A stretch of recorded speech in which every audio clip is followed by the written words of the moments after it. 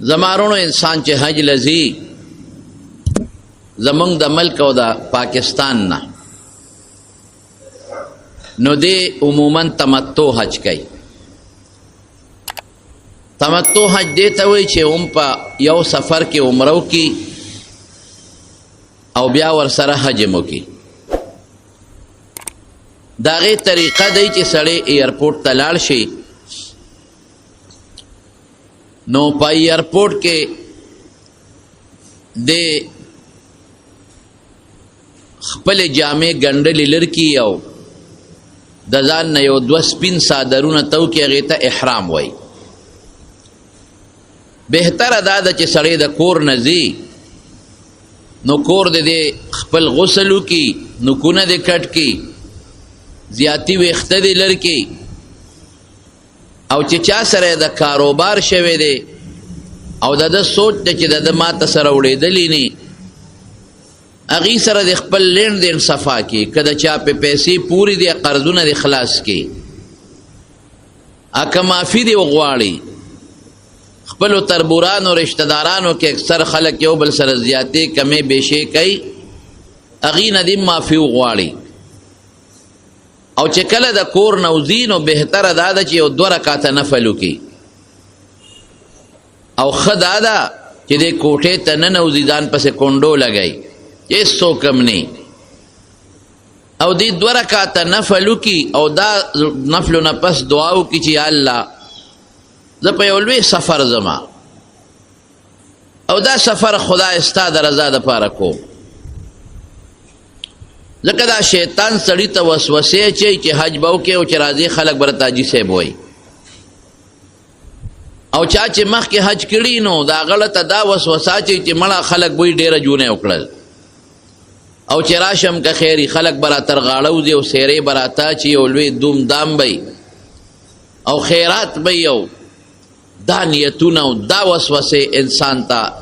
اچولی کېږي. او نبی کریم صلی الله علیه وسلم فرمایي چې آخر زمانه کې بعضې خلک به حج دی لکوي چې خلکو ته وښیي چې ما خو ډېر حجونه وکړل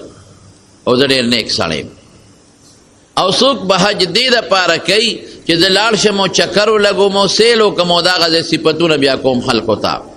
او بعضې خلک به داسې وي چې هغې به حج کوي صرف د الله د رضا دپاره چې زما نه پې لوی الله راضي شي. نو چې دا 2 رکعته وکړي نو الله تعالی سوچت کوي خدای شیطان زما غټ دشمن دی او ما پسې لګېدلی دی او ما ته به غلط سوچونه او غلطې وسوسې اچوي، خو خدای زه دا حج ستا دپاره کوم الله، که ما ته شیطان څه غلط سوچ او فکر وسوسه اچي زما ته توبه ده.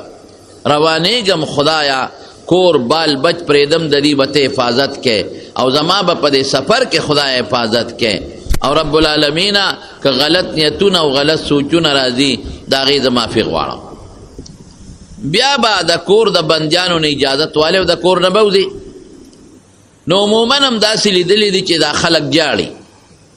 ښځه ورپسې جاړي، لونه جاړي، مور جاړي، بچي جاړي، ولې لکه دا چې ته جنګ له روان دي، څه دی خو د خدای رضا له روان دی. خوشحاله شئ، شکر وباسئ چې ستا د کور نه یو بنده بیت الله لځي ماشاءالله، او ستا د کور نه یو بنده د رسول الله مبارک ملاقات لځي، شکر نو باسئ، وخانده او خوشحاله شه. او د کور ښځه او بچي دی الله ته د شکریې منځ وکړي چې زه به د بیت الله خوا کې نن په دوا کې یادېږم او زه به مدینه منوره کې د رسول الله مبارک په مخ کې په سلامونو کې یادېږم. نو دا که دوبۍ ته څوک دي څوک پسې نه جاړي، که څوک کراچۍ ته ځي میاشت له به لاړ شي هلته مزدورۍ له څوک ورپسې نه جاړي، سختۍ له ځي او څوک نه جاړي، او چې د خدای کور له ځي نو په غلط څیز باندې او په جړه او په انګولا باندې وباسي، دا ښه شی نه دی. نبی علیه السلام فرمایي چې سړی د کور نه وځي په خوشحالۍ دی په سفر وځي، او چې ښه د بچي خفه کېږي بیا د حج ته څه لځي او دیم جاړي ټوسکه ټوسکه کوي، او ښځې خو د قصده جاړي هسې ورته ځان ښیي چې ګنې زه راپسې خفه یم میان کې ښه خوشحاله یي، او دیم د قصده ټوسکه ټوسکه کوي چې دا ښځې ته ځان ښیم چې ګورې ښځې تا پسې ډېر زیات خفه یم. نور د میان د حال نه خو مونږ خبر یو که نه، مونږ ته پته ده. نو دا ټوسکې ټوسکې او دا جړاګانې دا په شریعت کې ګناه ده او ښه خبره نه ده. نیک فالح سره وځه، بدفالح سره مه وځه د کور نه. نو چې بیا لاړ شي او دوستان که وته د کلي نه وځي ورسره او په مخه ورته ښیي نو په شریعت کې د دې گنجایش شته. حضرت عمر فاروق رضی الله عنه چې کله عمرې لته نو حضور پاک ورسره جلب کړی لږ ورسره د کلي نه ووته او بیا ورته رسول الله مبارک فرمایي ګورې رورکې په دوا کې میر نه کې. دې نه دا معلومیږي چې اجلځي نو لږ جلب ورسره کولی شي په ښه نیت جشن دپاره نه. او دام ورته ویلی شي چې ما په دوا کې یاد ساته او دام معلومیږي چې دا جي دوا قبلیږي هلته چې څوک ځي او دام معلومیږي چې لوی سړی هم د رکوټي سړي نه دوا غوښتی شي. دا د ګوره حضور پاک د عمر صاحب نه دوا غواړي مونږ ته اورئ چې داسې تاسو وکئ. زمارونو بیا ایرپورټ ته به لاړ شئ چې کوم زیاتی سامان دی هغه به په پټه هلته پټه لګېدلي ټیکټ به دله درکړي او هغه سامان به په هغه پټه ورکړي او احرامونه او پاسپورټ او ټیکټ او پیسې به تې ځان لکې. د هغې خپلې مرحلې وي چې د هغې نه فارغ شي نو هلته یو ویټینګ روم د انتظارګاه ده هغه انتظارګاه ته به لاړ شي. نو دلته د لمبلي دي بس دا لمبل کافي دي. هلته چاردام وکه اودس وکه او بیا هلته یو جومات غوندې وي په ایرپورټ کې هلته به ننوځئ او خپلې جامې به وباسئ او د احرام 2 څادرونه به ځان نه تاو کې. یو به لنګ کې لنګ او یو به د کمیس په ځای د ځان نه تاو کې او سر به پټ کې. دې وخت کې لا تا نیت نه دی کړی او 2 رکاته د احرام په نیت به یو 2 رکاته مونځ وکړئ. هغې مونځ کې په لومبي رکات کې قل یا ایها الکافرون او په دویم کې به قل هو الله احد وی او چې 2 رکاته مونځ دې وکړه او سر به دې پټ کړي نو د هغې نه پس چې سلام دې وګرځو نو د عمرې نیت به وکړې او داسې به ووایې چې یا الله زه د عمرې نیت کوم الله ماته احسانه کې او قبول هم کړه له خدایه. اللهم انی اريد العمرة فيسرها لي وتقبلها مني. خدای آسانه کې او قبول کې او چې دا نیت وکړي سر به سر تور کې او دې به زر لبیک شروع کې لبیک اللهم لبیک لبیک لا شریک لک لبیک ان الحمد والنعمة لك والملک لا شریک لک. خدای ستا ته حاضر ولاړ یو ځل نه بیا درته حاضر ولاړ یا الله تا ته حاضر ولاړم. خدای تعالی شریکو نشته. خدای چې ټول صفتونه دي تا لپاره دي او چې څومره نعمتونه ټول ستا دي بادشاهي هم ستا ده او خدای تعالی شریک نشته. دا لبیک به په زوره 3 ځله خامخا وایي او که ښځی نو هغه دې پټو وایي په زوره به نه وایي او سړی به بلکل په زوره وایي. بدقسمتي زمونږ دا ده چې مونږ په لوبو په ګانو نه شرمېږو مونږ په چغو نه شرمېږو او مونږ په لبیک شرمېږو. حدیث پاک کې راځي رسول الله مبارک فرمایي چې څوک لبیک وایي نو د سره دا ټول کاڼي بوټي لبیک وایي تر ځمکې د ختمېدو پورې ځمکې د ختمېدو پورې ټول کاڼي بوټي لبیک ورسره وایي. نو دا په اربونو کربونو کاڼي بوټي چې تا ستا د وجې لبیک وایي نو د هغې څه دا ستا په تله کې لیکلی کېږي. او رسول الله مبارک فرمایي چې څوک لبیک وایي او دا کم کاڼي بوټي واورېده نو قیامت پر ورځ بدله د خدای په دربار کې ګوۍ کوي. دا ډېر لوی شی دی لبیک ویل په دې الله خوشحالیږي. صحابه به لبیک و سعدیک لبیک اللهم لبیک لبیک و سعدیک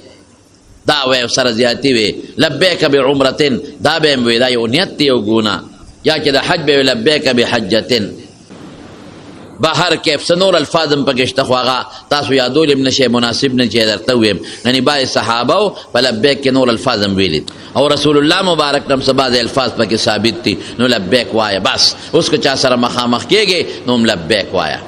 که بره خیجې هم لبیک وایه که ښکته کوزېږې هم لبیک وایه پې شرمېږه ما ډېره چغې مو وا چې دا لمری خوږ کې خو لږ یو پوټې په زوره لبیک وایه. جز ته به وخیجې او جز برنیغ جدې ته ورسئ. جده کې چې سنکوز شي نو چې تا کم سامان دلته جز والا تا والا کړی دی نو لومبې به هلته پټې سره ودرېږي ټول اجیان به ځي هلته به پټې سره ودرېږي هغه سامانونه په پټه بار روځي هغې کې به خپل بیګ یا خپل بکس وګورې او ځان سره به یې والې او بیا د هغې د خپل څه مرحلې په پاسپورټونو مهرونه لګوي اب هغې هغه آسان دی چې څه نور خلک کوي هغسې به تم کې لبیک به جاري ساتې لاړ به شئ او بیا به بسونو کې تاسو کېنئ او نیغ به مو مکې مکرمې ته بوځي. چې مکې مکرمې ته ورسېږي خپل بلډنګ ته به دې ورسئ بلډنګ کې ښه په اطمینان ځان دبه کا ښه په قلا خپل سامان دې سنبال کا او ځان دمه کا چې ځان ښه دمه کې او سامان سنبال کې نو بیا اودس وکړه. دې درمیان کې به کوشش کې چې خوشبو استعمال نه کې، په احرام کې به خوشبو نه استعماله، نوکان به نه کټ کې، ویښته به نه اخلې، سر ویښته د ګیرې ویښته به ګومنس کې هم نه، خیرې به هم د ځان نه لر کې، او خوشبو یا صابون به هم نه استعماله. بالکل پرهیز کې به اوسېږې، مخ به نه پټې، سر به نه پټې، او خپو کې به هم داسې چپل واچې چې ستا د خپې د بره د اډوکې پکې ښکاري او دا ګیټۍ دې هم پکې ښکاري. ما تاسو ته 13 جمعه ویلو د لیونتوب او د عاشقانو شکل بدان له جوړ کې. رسول الله مبارک نه تپوسو شو، وی کم یو حج غوره دی؟ وی چې د لبیک چغې پکې وي او خلک پکې څاروي حلال کي. او وی کم یو حاجي د خدای په نزد غوره دی؟ الله اکبر. وی هغه حاجي د خدای په نزد غوره دی چې دا ببره ګیره او ببر سر یې نیولې او څخه بین ترې روانې. الشعث الطفل، هغه انسان چې ببر سر دی، ببره ګیره، ځان مه پاکوه. او هغه انسان چې د هغه نه خیرې روانې، خیرونک او خیچن، دا د خدای په دربار کې. ولې الله فرشتو ته وی فرشتو تاسو خو چې انسان مه پیدا کوه. وګوره که نه ښځه پرېښوه، بچي پرېښو، کور کلی پرېښو، او په زرګونو میلو بلا پیسې ولګولې او دلته ماله راغې، او تی دې ویښتو ته وګوره لیونې د ځانه جوړ کړی دی. دې ګیرې ته وګوره، خو چې ګیرې وي ګورې حج ځي بعضې ګیره نه پرېږدي. هلکه چې دومره در باندې خدای فضل او کرم وکړه نو ګیره ولې نه پرېږدې؟ دا ګیره دې پرېږده، د پیغمبر سنت ته په دې ځان ښکلې ښکاره کا. وګوره ورته دی دا ببر سر او دا خیرن خچن او بین تیزي او په ځان نه دی لکه د لیونو د عاشقانو دی. دا د چا دپاره؟ فرشتې وي الله ستا دپاره، دا ستا دپاره. نو الله د عرفات په میدان کې اعلان کوي ګواهان شه دا مې ټول وبخل. چې ورسېږي مکې شریفې ته سامان سنبال کې یو پټی غوندې خلک اچي میانۍ ورته وي، هغې کې خپلې پیسې کېږده په اطمینان سره.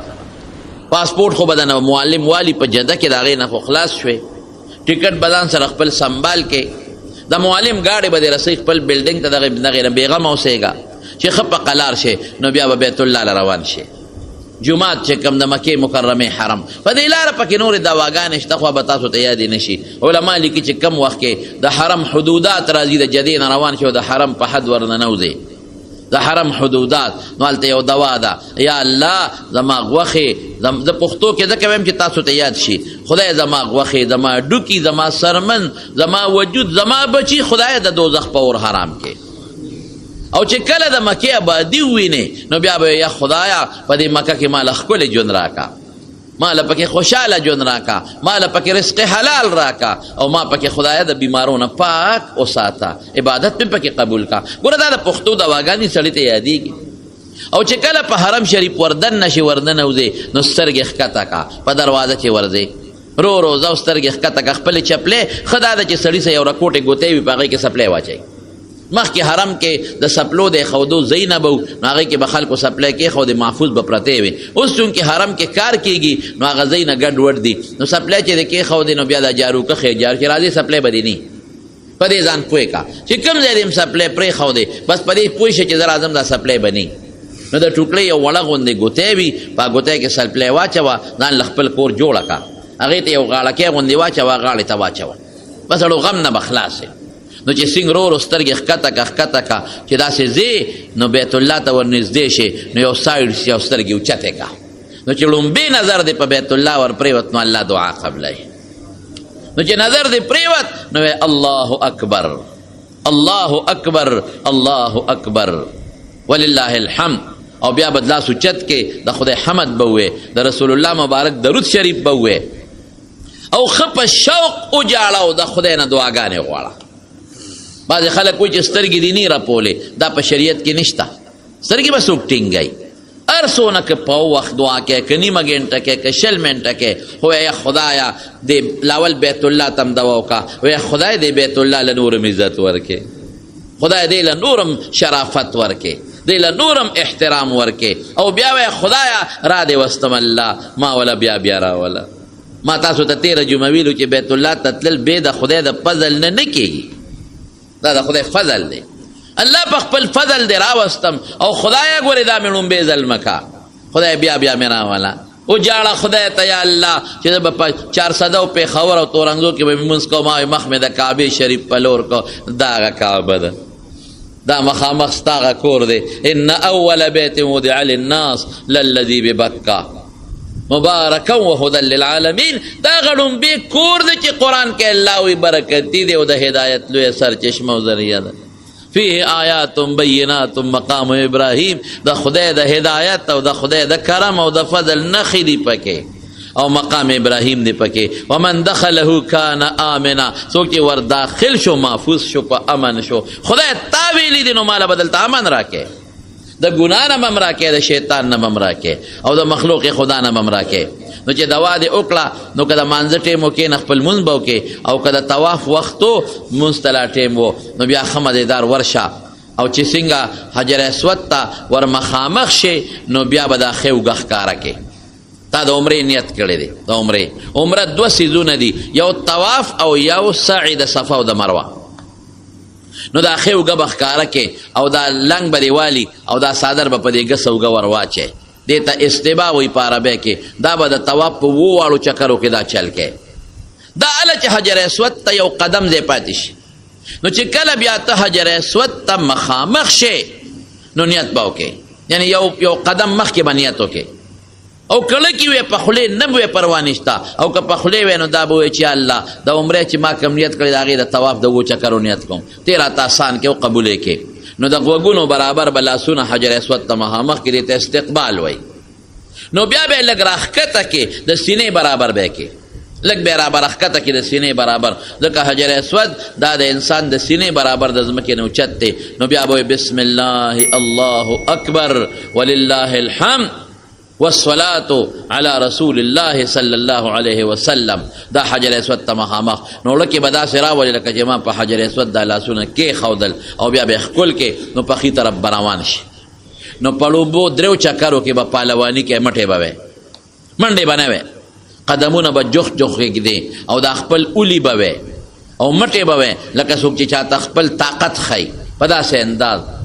نو چې بیا حجر اسود ته راشي نو حجر اسود ته مخامخ شي سینې پورې به لاس اوچت کې بیا به بسم الله الله اکبر ولله الحمد او لکې به راولي لکه چې ما په حجر اسود یې ښودي نو ښکل به کې لاسونه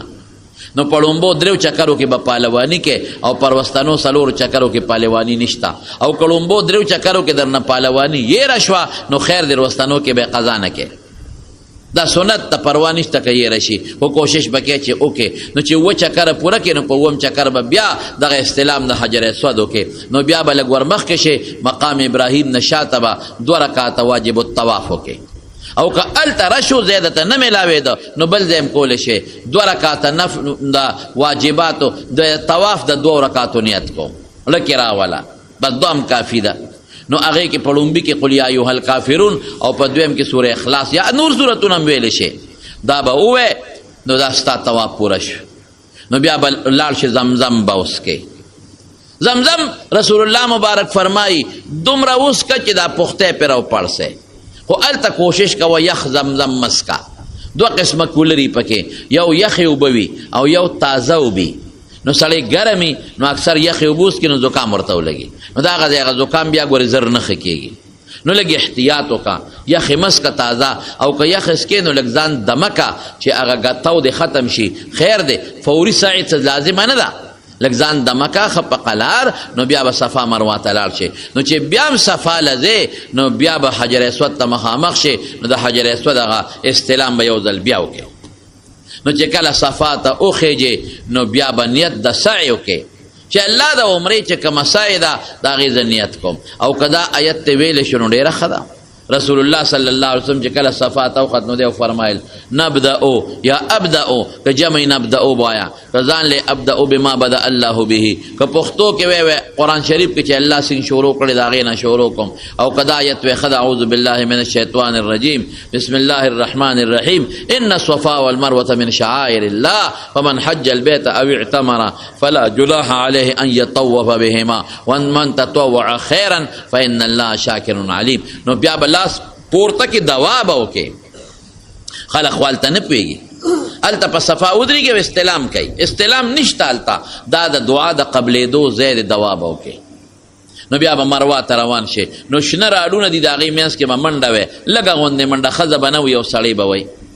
نو چې مروه ته ورسې نو بیا به بیت الله ته مخکې بیت الله نه ښکاري خو د صفونو د کرښو نه پته لګي نو هلته به بیا دوا وکې نو بیا به را روان شي د شنو راډونو منځ کې منډه او داسې عام چال سره منډه ډېره تیزه نه او نور به په عام چال دی او ښځه به منډه نه وي نو چې مر صفا ته راشي 2 چکرې شوې نو شروع د صفا نه شوه او اختتام یې په مروه باندې کېږي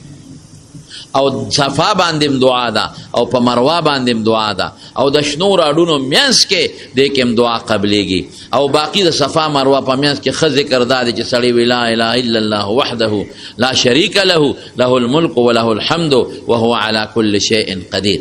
او طواف کې چې کوم ذکر کې ته کولی شي لا اله الا الله پکې وایه سبحان الله والحمد لله ولا إله إلا الله والله أكبر ولا حول ولا قوة إلا بالله العلي العظيم دا پکې وایا سبحان الله وبحمده سبحان الله العظيم دا وایا استغفار وایا استغفر الله الذي لا إله إلا هو الحي القيوم واتوب إليه دعاګانې پکې کوا کله په اردو کې بعضې کتابونو کې دعاګانې که په معنا پوهېږي خیر د کتاب نم ویلی شي خو چې چاته تکلیف ونه رسې او کنی نو چې په زړه کې کمې دوا درځي نو کوه طواف کې خدای دوا قبلی دا ستا عمره شوه خلاصه شوه خبره اوس یو 2 رکاته که د شکریې نفل وکړه ښه کني پروا نشته بیا به لاړ شي او په لاره به سر وخورئ چې سر وخورئ نو خپل بلډینګ ته لاړ شئ حرامونه دې لرې کوه لامبه او خپلې جامې دې واچوه دا عمره شوه اوس که وخت سره نو طوافونه کوه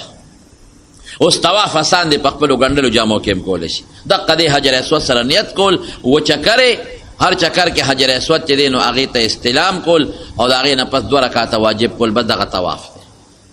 طوافونه ډېر کوه 50 طوافونه بهتر دي په یو حدیث کې فضیلت راغلی دی او نبی علیه السلام فرمایي چې څوک طواف کوي یو قدم اوچتوي او بل قدم ایږدي دنه خدای په یو قدم ګناه رجوي او په یو قدم ولا خدای درجې بلندوي او د صفا مروه دا منډې دا د حضرت هاجرې یاد دی بی هاجرې او حضرت سارې دا د ابراهیم علیه السلام دواړه بیبیانې حضرت سارې مشره بیبی ده او حضرت هاجره د کشره بیبی ده کشره له خدای بچی ورکه اسماعیل علیه السلام نو دا دواړو بیبیانو یو بل سره جګړې شوې نو بیبي سارې قسم وکړه چې دا به ما سره یو ځای نه اوسئ او هغې چونکې غټه قرباني ورکړې وه نو ابراهیم علیه السلام یې ډېر خیال به ساته ولې څنګه چې ابراهیم علیه السلام هجرت وکړه د خپل وطن عراق د بابل ښار نه دغه رنګې دیم هجرت وکړه د عراق د بابل ښار نه ابراهیم علیه السلام چې څنګه خپل مور پلار تربوران پرېښودل دې مرسه پرېښودل او ډېره لویه قرباني ورکړه نو ابراهیم علیه السلام به یې خیال ساته نو هغه د الله سره مشوره وکړه الله څه وکړمه وایي دا ښځه او دا بچی دې راواله زه راته انتظام برابرو نو ځان سره یو مشکیزه راواغېستله اوبو لږه غوندې او هغه لږ ستوان متوان او د خوراک سامان او بچې او ښځه یې راواغېستل جبریل علیه السلام ورته لاره ښوله نو د هغې شام نه رالل دا ځای ورته وښو چې دا کوم ځای نن بیت الله شریف دی دا جوړ شوی خو بیا روان شوی یو کنډر غوندې پاتې صرف بنیادونه یې پاتې روان شوی نو دلته یو اونه وه شاړه ځنګلي د هغې اونې ځنګلي شاړې لاندې د خپله بیبي هم کېنوله او د خپل ماشوم بچی اسماعیل هم کېنه تیرودونکې ماشوم بچی هغه بتکې یې ورته کېښود د اوبو او خوراک یې ورته کېښود او ابراهیم علیه السلام ته روان شو نو چې روان شو نو دا ښځه ورپسې ورله دا پیغله جینۍ ښځه او ورته وی اے سړیا چرته ځې ابراهیم علیه السلام ډېر نرم دلو قرآن وی ان ابراهیم لأواه حلیم هوښیارم و صابرم او ډېر د خدای نه به یېرېده او جړل به یې کول فریادونه به یې کول نو چې روان شو نو ښځه ورته وی سړیا موږ د چا ته پرېښودو او چرته روانې دی خو نشي کتې که ګوري خو جړا ورځي او داسې ماشوم بچی چې تقریبا د 100 کالو عمر کې ولا خدای بچی ورکي او پټینې او نیازبین بچی او هغه بچی چې د هغه په تندي کې روحاني طور د رسول الله مبارک رڼاګانې ښکاره کېږي داسې ښکلې بچی او په دشت و بیابان کې پرېښودل نه په سلګونو میلو کې کلی نشته نه انسان شته نه باران شي دا بچی ښځه به څه کوي کوټه هم نشته او که دا اوبه خلاصې شي نو څه به کوي او چې دا خوراک خلاص شي نو څه به کوي دکان او بازار هم نشته او پیسې هم نشته دا به څه کوي خو دا الله حکم دی بس دا الله اډر دی پرېښودل روان دی دا ښځه ورپسې ورله یا سړیه تا ته ویم که نه موږ د چا ته پرېښودو غږ نشي کول دا اوس چې باب المروه د دې طرف ته روان دی دی بیا ور منډه کړې لمن نه کلک ونیوه سړیه پوهې مې که دا زه به دلته څه کومه د ماشوم بچي سره څه وکړمه او ځان سره به څه کومه او چا ته دې پرېښودمه هغه غږ کم ځای کولی شي هغه په زړه خو زیاتې پولی دي غږ نشي کولی اخره کې دا ښځه ورته وایي الله پوه شوه ښه زما خاوند خو پیغمبر دی الله امرک بها دا درته خدای ویلی دی ابراهیم علیه السلام دام نشي ویلی چې او جړه ورځي نو سر یې داسې وړقاو نو چې سر یې وړقاو نو بس خاوند دی لمن پرېښوده ځه وایي په مخه دی ښه مونږ به الله نه ضایع کوي الله به زموږ حفاظت کوي نو چې ابراهیم علیه السلام لږ غوندې بار ووته د دې ښځې او د بچو نه نو بیت الله ته مخ کړې او خدای ته لاس اوچت کړه ډېر ګران کار دی چې انسان خپله پیغله ښځه په داسې دشت و بیابان کې پرېږدي او خپل ماشوم بچې د پیو او نیازبین یو بچې نه لور شته او نه بل زوی شته په لقدق بیابان کې پرېږدي څه به تېرېږي د انسان په زړه نو الله ته لاس اوچت که رب انی اسکنت من ذریتی بواد غیر ذی زرع یا خدایا ما خپل بچی په یو لقدق بیابان کې چې نه بوټی شته او نه انسان شته او نه فصل یا خدای پرې مې ښودل فاجعل افئدة من الناس یا خدایا څوک ولا راوله د چا زړه کې راوله چې دلته څوک راشي ولا زه خو ورته روان کړم تهوی الیهم څوک راوله وارزقهم من الثمرات او خدای میوې ولا ورکا لعلهم یشکرون دی به ستا قدر کوي الله زما بچې دی زه په خپل بچې پیژنم ستا قدر به وکړي ډېرې وجړل الله ته او بیت الله ته مخ کړی ولاړ ته واپس شام دی بې هاجره خپل ماشوم بچې غېږ کې کېنولی یک تنها مس نشته هغه معمولی ستوان متوان خوراک مراک خلاص شو هغه اوبه ختم شو چې ختم شو سینه کې پی ختم شو ماشوم بچی په جړا شو او څوک بیا ولا قلاری او مور کم ځای بچی ته کتی شي شپیم راځي یرم د چې څه تخامار را نشي لړم را نشي دولی نشته بړستن نشته بالغ نشته خیمه نشتا تنبو نشتا جونگل نشتا زمری راتلی شي شرمخ راتلی شي غل راتلی شي زړه باندې خود په تیاره چې په ماسخوتن راله دا یک تنها بس کوي غریب اوس خدای په تیرا کړه اوس ماشوم په چغو شو په جړا شو اوس بس کوم دی بچی سره سوکم داس پس قلار کم هغه دی داسې حال نه دی خدای مسلمان ساتي نو منډه کړې ګورم که چې تاسو په لاره څوک تلل بچی هلته پرېښود تلته کې وایي او بچی اوړې راوړې ټوپونه وایي او خپې لاسونه وایي او جاړي د داسې بچي جړا ته مور کتی شي نو صفا ته وخته هلته یې وکتل څه نشته هېڅوک نشته نو د هغه ځای نه لاړه بل غونډۍ وه مروال ته لاړه او دې بچي ته به یې کتل نو چې په دې میانځ کې به بچی کله پناه شو نو منډه به یې کړې هغه ځای خلک منډه وایي نو مروا ته وخته نو هلته ګوري یو خوا بل خوا لکه د لیونو غریبه منډې وایي څوک پیدا شي ګوټو به خوراکي د ماشوم له خوله کې او ساس کې خو واچم دومره نشته چې قاشق اوبه خو له واچم چینک وې نشته نو هلته هم څوک نو بیا صفاله نو اووه منډې والې مروا ته ورسېده نو چې مروا ته ورسېده نو یو اواز یې واورېده چې اواز یې واورېده نو دی غریب لکه د لیونو یو خو څوک یې خدای دپاره زما لږ مدد وکړه هر څوک چې زما مدد وکړه بچی به مري د جواب چا ورنک نو دی کې چې راکوز شو د بچي چغې م نشته جړه ختمه ده زه وایي بچې مړ شو، چې چغې نه وایي خو مړ دی. نو چې راغله نو بچي سره یو سړی ناست دی، نو څه ناست اطمینان خو راغی چې څوک خوشتا ده، هر څوک چې دی د خدای بنده. هغه حضرت جبریل علیه السلام الله ته چې کله فریاد وکړي نو الله د سړي مدد کوي، او د فریاد ځای دې هم ګورې الله هر ځای چې تنګ شي نو چا ته به چغه وایي؟ الله ته. او دا زمونږ ایمان دی چې الله مدد کوي. الله په مدد کې دیر شتا، خو د خدای په دربار کې اندیر نشتا، تیار نشتا. الله کوي زموږ د پس کوي، خو الله کوي. نو چې راغې کېناسته نو جبریل علیه السلام د اسماعیل علیه السلام دا پوند اوچته کړه، ځمکې له یې راوبروله. نو خدای وبه پیدا کړه او لاړه. نو چې دا څنګه راله نو اوبه وړې وړې لږې اوبه را پیدا شوې دي. نو دې زه راغې کې ګوتې وواله چې ډنډو کې جوړ کړم، او غاړو ته یې ورته بندې جوړه کړه چې ډنډو کې جوړ شي او بندې لږې اوبه دي چې دا رانه غیبې نه شي.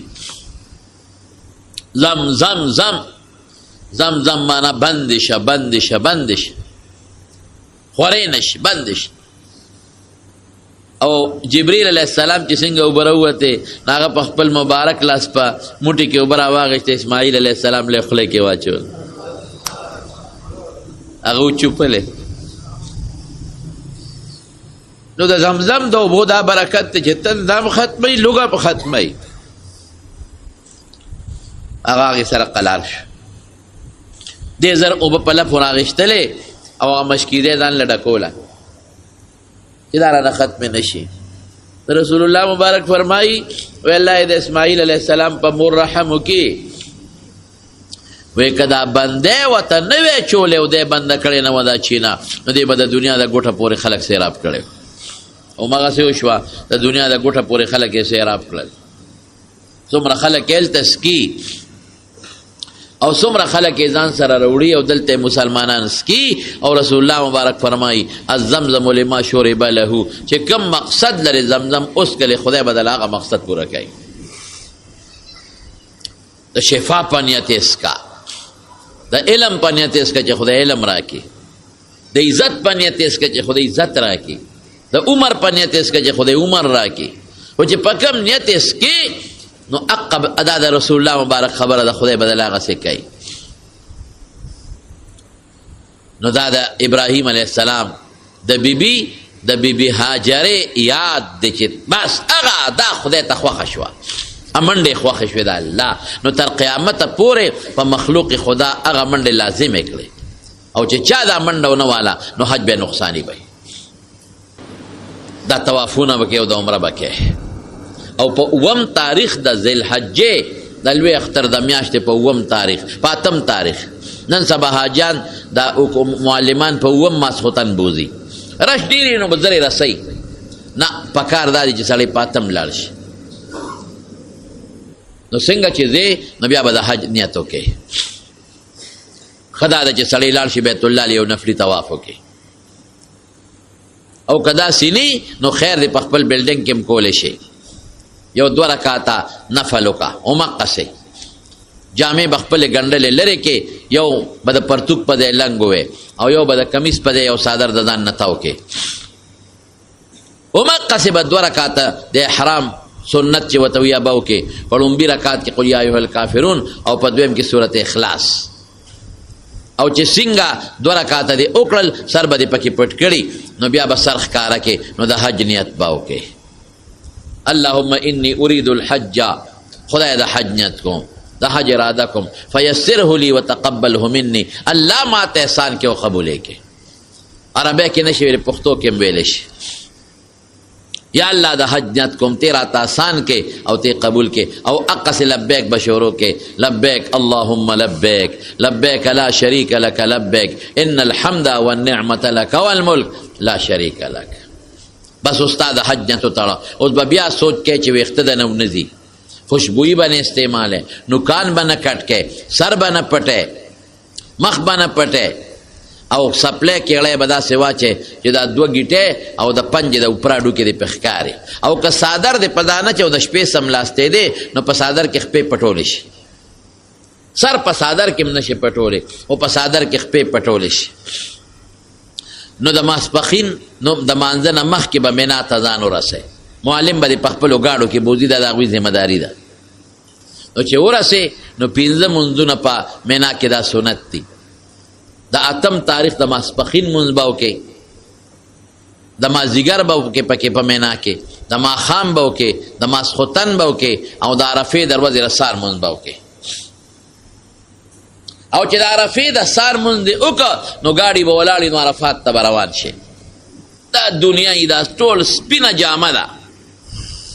دا ټول روان دي څوک په ګاډو کې دننه ناست دي او څوک یې بره په چتونو ناست دي او دا ټول لبیک چغې وي او څوک پیاده روان دي د په لکونو خلک دی روان دی عرفات ته نو چې عرفات ته ورسېدې نو لږ به یو پوټۍ د زوال نه مخکې دمه شي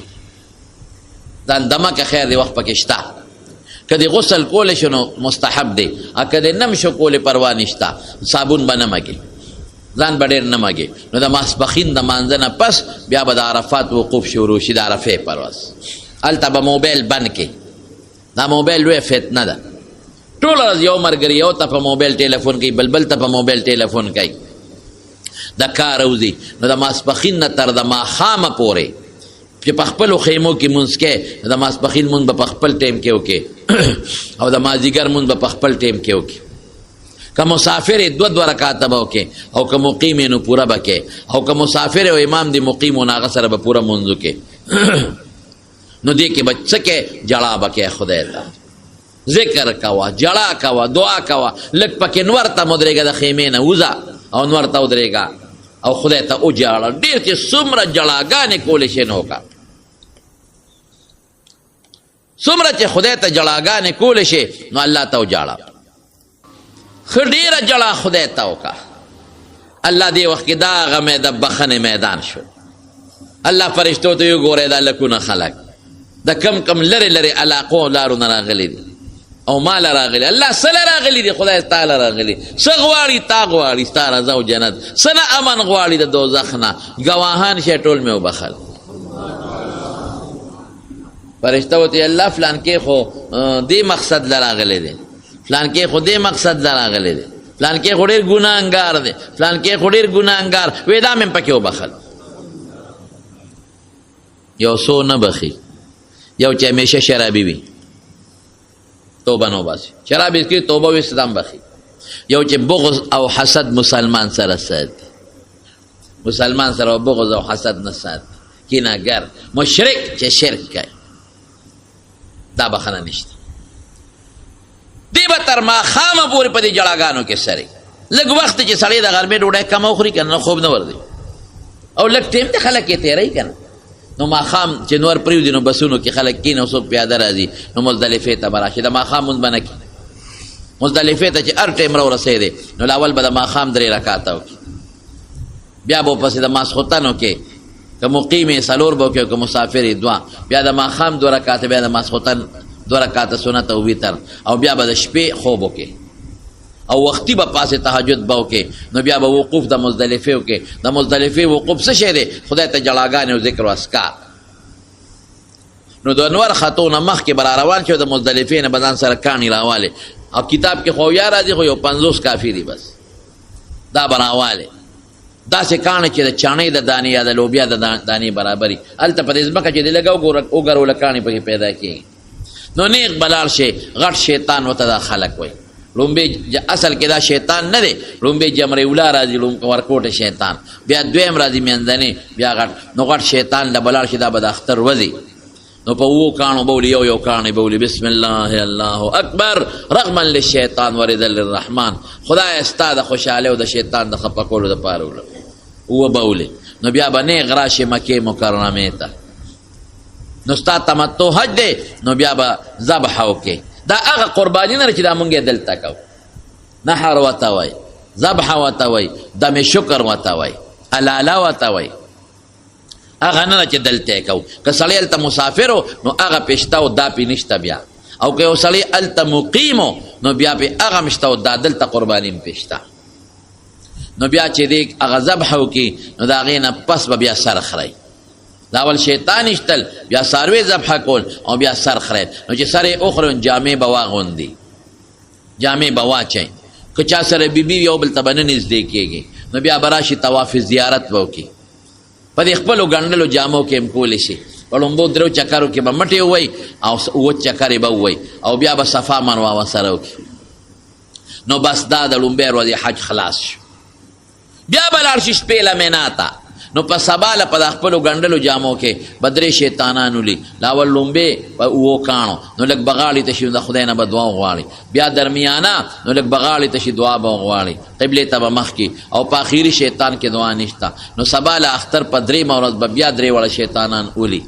دا حج و خلاص شو. خدای دې تاسو مونږ ټول له د حج توفیق راکړي. د دعا د قبلېدو ځای نه کم دی. یو په حتویم کې چې کوم د ناوې مبارکې لاندې ځای دی، دلته دعا قبلېږي. حجر اسود ته مخامخ دعا قبلېږي. او بیت الله ته چې سړی ورته غاړه وځي چې طواف کې نه به ورته غاړه وځي.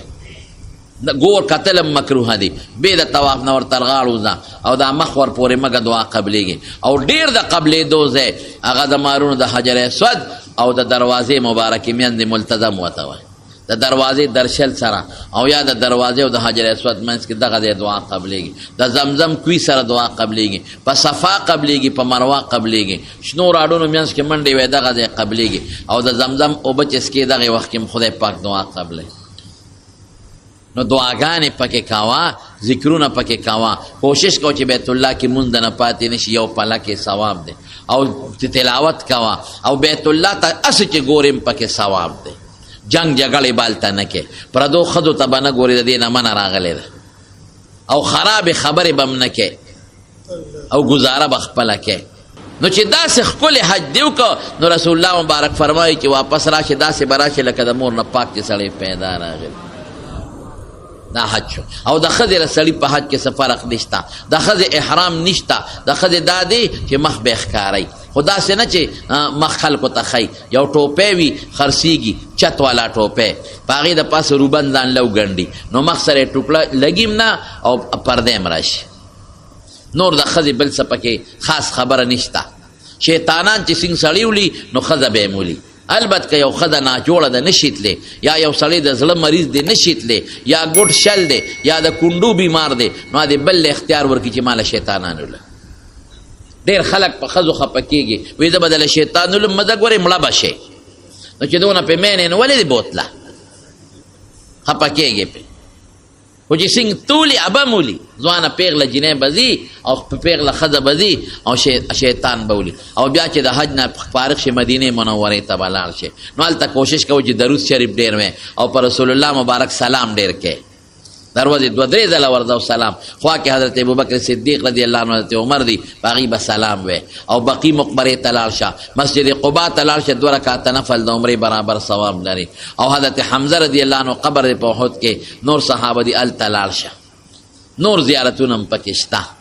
او چې راشي نو چې ښکلی حج دې کړي بیا به هغه ځای پسې خبرې نه کوې. د حج د قبلېدو یو نښه دا ده یاره ده به بیا هغه ځای تړه کېږي. دویمه نښه یې دا ده چې هغه ځای پسې به خبرې نه کوي. څوک یې تپوس وکړي حج څنګه و، یاره بس وی ډېر ګران کار و، خدای دې ساته. پته ولګېده چې د دا شی قبول نه دی، نو ګزاره به کوې. بیا به وایي اوهو دا هغه ځای د خلکو صفتونه وکړه، دا هغه ځای د بیت الله صفتونه خلکو ته وکړه. او هلته خو هر قسمه خلک شته، نو څوک هلته چا نه تنګ شي یا دوکان کې سودا ګرانه والي دلته وپورې. او سوداګانو نیت مه کوئ، هلته هر شی ګران دی، صرف زمزم راوړه او کجورې راوړه، بس دا دله ډېره ده. هلته خلک ټوکړې اخلي او ګړیګانې او دا دغه سامان الکټریشن، قسم دی له دې دی نه 2 چنده 3 چنده ګران دی. نو زما وروڼو حج یو ډېر بهترین عبادت دی. زه مختصر غوندې مې درته ووایي، ما یې دوستان زمونږ په دې جمع کې شته، هغوی روان دي انشاءالله العزیز. نو ما په دې نسبت دا بیان وکړه او تاسو ته مې واوروله لکه د حج شوق خدای پیدا کا. او چې دا کم دوستان روان دي نو خدای دې په خوشحالۍ ورسوي، الله دې په خوشحالۍ راولي او الله یې د قبول شوي حجونو عبادتونو ثوابونه نصیب کړي. او موږ تاسو ټول دې ورته خدای په دوا کې یاد کړي او تاسو دې خدای موږ بار بار د بیت الله حج له بوځي. خدای مونږ ټول بیت الله له بوځي. خدای دغه ابراهیم علیه السلام او د بیبي هاجرې یادونو له او د رسول الله مبارک ملاقاتونو له او خدای د بیت الله طوافونو عمرو له مونږ بوتلی کې. او خدای که څوک بې وسې وسې پیدا کې، که د چا قسمت کې نه قسمت کې ولیکې، او خدای د هر قسم آفتونو او مصیبتونو او د جګړو د مخلوق د شر نه مو ساتې، او خدای د پریشانو نه مو ساتې. او که څوک هم پریشانه کوي ته ورته هدایت وکړې، او که هدایت یې په قسمت کې نه په خپل قهر یې ووایې. خدایا زمونږ چې څومره دوستان دي، رونه دي او څومره ملګري دي، د ټولو د بیت الله حجونه نصیب کې، د ټولو عمرې نصیب کې، د ټولو طوافونه نصیب کې. او چې دا کم دوستان دي مونږ دوی ته هم وایو چې تاسو